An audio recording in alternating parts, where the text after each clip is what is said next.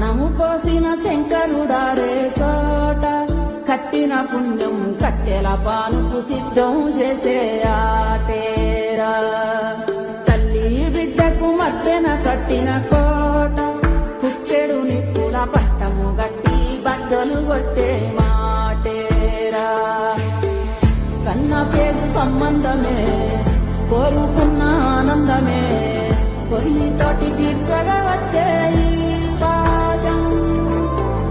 కాలమంతా నీకోసమే వేసి ఉన్న ఈ ప్రాణమే పొంది విడిసే